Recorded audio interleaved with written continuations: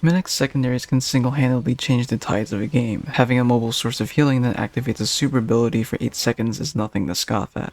You know that the Mediguns exist, but have you ever stopped to ask how they could work lore-wise? What would happen if the Medigun was used on you? How does Ubercharge work? Questions with answers that don't improve your skill at the game at all by any means, but it will save you the hassle of severely overanalyzing this game's lore.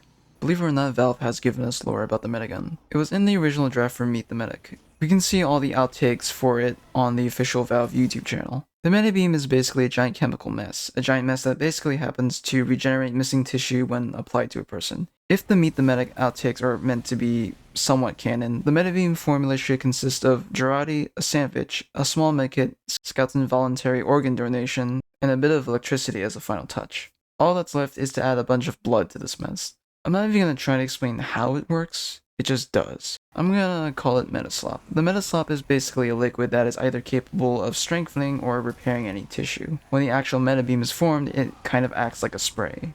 This can also be used to explain how the Medigun works in-game. I want to direct your attention to the Medigun backpack. This tank on the side probably holds the formula. The electricity generated by the backpack completes the chemical process. The beam is then forced through this hose and then out of the Medigun nozzle. Pretty simple. The outtakes actually show us how the backpack is constructed. Inside, there's a mini health kit. Off to the side, we can see a supply of the slop stuff from earlier. When the components are hit by electricity, the Medibeam formula is completed. From there, it latches onto a target when it's shot out of the nozzle. A lot of changes happen when the Medibeam actually reaches the target. It gives a jumpstart to the various groups of cells in the body, causing them to rapidly duplicate. Of course, there is overheal, which is probably a similar process. If no damaged areas exist, the Medibeam will simply strengthen the existing tissue. It's kind of like a temporary shield of armor. I say temporary since overheal decay does exist. The Medibeam also seems to work as a substitute for the heart. During Meet the Medic, Heavy is actually able to survive while his heart is removed. This is because the Medibeam is able to keep all his organs alive. It's also safe to assume that Medic can control the potency of the Medibeam. When a more powerful beam is delivered, it basically kicks the cells into overdrive. That would explain why Heavy can just have this hole in his torso shut in like 5 seconds. Hey, it even regenerates clothes too. That's a rough explanation of how the Medigun usually works, so what about the Ubercharge? The Ubercharge is by far one of the most powerful mechanics in TF2. If Medic did use it on you, you would die. Wait, what? Well, let's go back to Meet the Medic. Medic tries to use Heavy's heart when experimenting with the Ubercharge. Heavy's heart just blows up. For the Uber to actually work, it looks like the heart needs to receive a high voltage. You can see this Uber meter here that's attached to the heart, further confirming this. Not only does the heart need to be able to withstand the sudden change in voltage, it also needs to be strong enough to distribute the Medibeam stuff throughout the bloodstream. The Uber device basically forces the target's heart to pump blood at a really high rate. So while normal hearts can resist the usual healing beam, trying to up its potency will cause the patient to die. The Ubercharge just maxes out the BPM for the heart.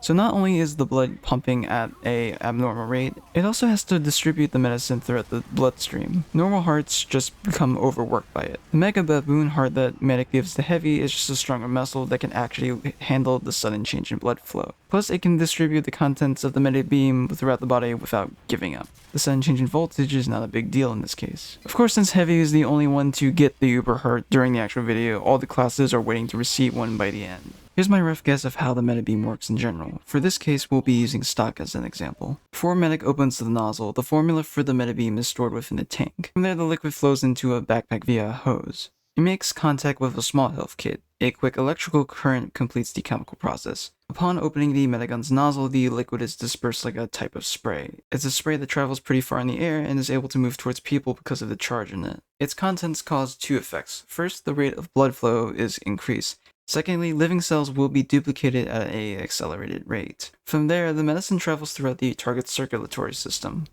If damaged tissue is detected, the cells in the surrounding area will be rapidly duplicated. If the target currently doesn't have any damage done to their tissue, the healing beam will just temporarily increase the patient's physicality. However, this effect is not permanent.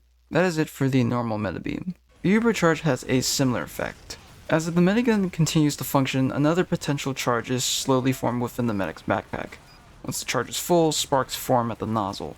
Medic can flip a type of switch or trigger to cause an Ubercharge. The Uber will basically max out the amount of power that the Medibeam gives. The charge is first delivered straight to the heart. The Uber will force the target's heart to beat at an excessive rate. It would be dangerous if you fell under the category of most men. However, if the patient was lucky enough to have a stronger heart surgically attached to them, they can survive the effects of an Uber.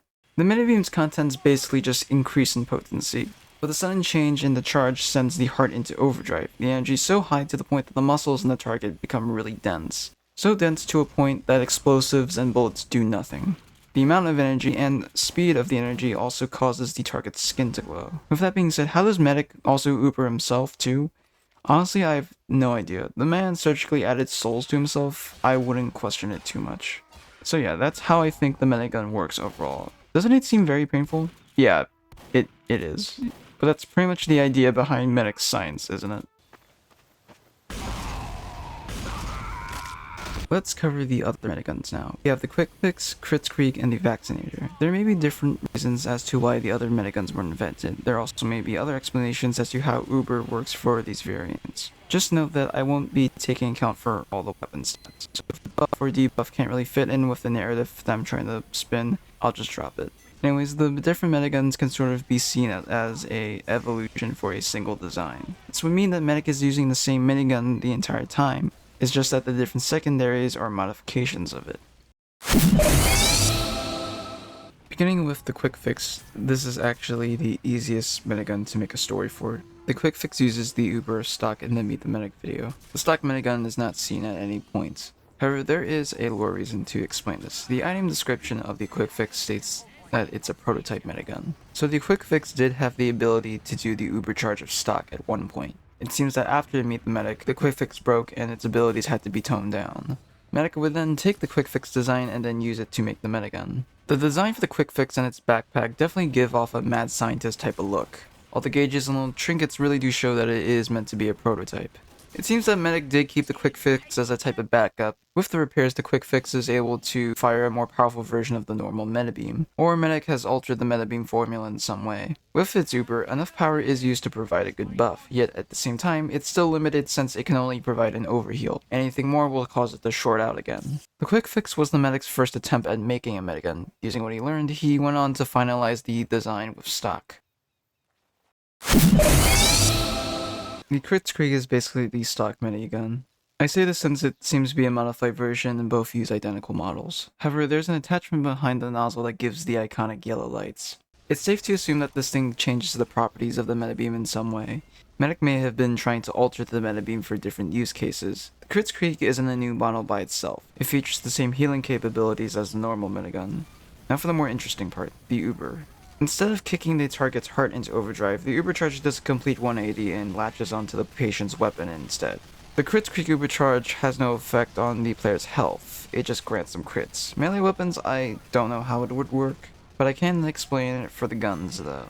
The attachment at the front changes the Medibeam to basically supercharge the gunpowder and whatever ammo is being used. The sudden charge causes the ammo to shoot out at a higher velocity. For projectiles, the explosive contents just increase in potency. Therefore, I have just made lore for crits. No random crit lore, though. Not yet, at least. Again, I have no idea how to explain the crit melee weapons, so I'm just going to leave that out.